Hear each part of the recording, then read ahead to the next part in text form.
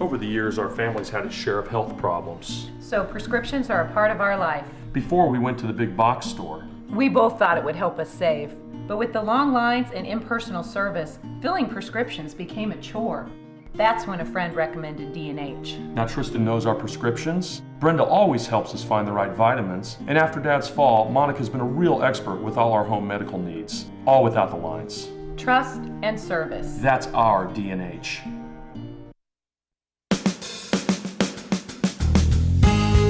Good morning and welcome to Radio Friends on this Thursday, March the 20th. And I think today is the first day of spring. I think it is. All right, we'll call it the first day of spring. Bill Wickersham. Wickelsham's with us. Good to have you here, Bill. You'll answer to either name. Right? To a lot of names. Right. You're a resident UFO expert. You're doing an Osher Lifelong Learning class. And you also want to talk about skepticism, right? That's a big part of the effort. And in the Osher course that we're going to have, the Osher Lifelong Learning Institute, starting on March 12th, we will have a number of films with various experts, but one of the segments will have to do with skepticism, and I've got a few folks I could talk about a little bit here today. Sure, okay, go ahead. Well, first, what I'd like to do is to give folks some information on two DVDs they can just Google that will give them some of the best skeptic stuff going. The first one is Dr. Seth Shostak, that's Shostak, Debates UFOs. Dr. Seth Shostak, Shostak, Debates UFOs. Okay. And secondly, skeptic Evan Bernstein, Bernstein, Debates UFOs. And you will get the major viewpoint, the overview of skeptics. Okay. That, yeah. Now, on this Osher class that you're giving, what are you going to deal with there? Well, essentially the three major things. The first has to do with the reality of UFOs as expressed by people like Edgar Mitchell, Paul Hellyer, the former Minister of Defense of Canada, and a whole host of scientists, one or two of whom worked for the Lockheed Skunk Works. So that the idea is the reality, the cover-up, and I'm very familiar with the cover-up because I dealt with some of the people who did the cover-up and know some who have been covered up. Now, this is the second time that you've done a lifelong learning course, right? Right. You did it last year. That's right. Did you, when you were giving that class at Osher last year, did you have anybody in that class that was a bit skeptical about it and challenge you on anything? One man, but he left. He did. He left. There was only one person who was a deep skeptic, and after the first film, he didn't come back. That was it? That was it. So you found that most of the people that are coming to your classes are there because they want to find out more, they're interested. Maybe they believe, maybe they don't, but they find it somewhat interesting. Yes, and when you say believe, we've talked before, there are skeptics on the one hand, there are believers, and then there are debunkers. And there's a whole continuum of viewpoints.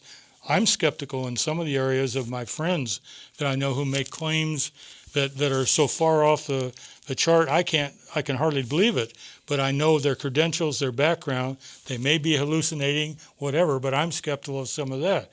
But the cover-up, J. Allen Hynek, the Air Force's top astronomer, told a group of us at Southern Illinois University sitting around a table that they lied, that he lied, that they covered up the UFO phenomenon. Now, there are many, many reasons for it. Well, it seems like each month more information is coming out from reputable scientists that are looking in deep into our universe, and they're finding more and more planets that could support life as we know it, or life different than we know it, but still supporting life.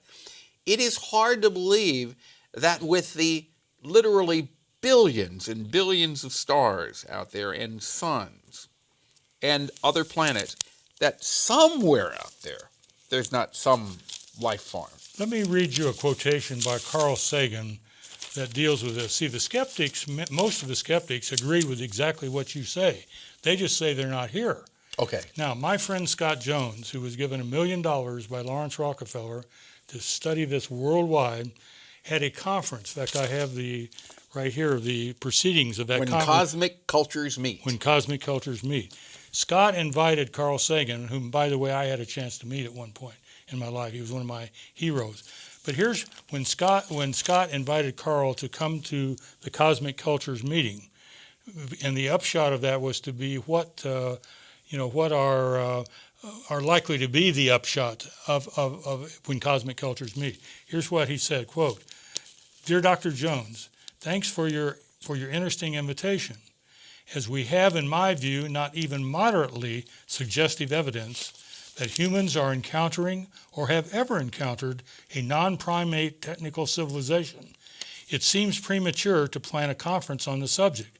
As far as extraterrestrial civilizations on planets of other stars are concerned, I think there is a quite compelling argument that any contact we make will be with a civilization immensely more advanced than we are, in which case the conference you propose would be tantamount to ants planning a meeting on what to do should they ever encounter humans," end quote.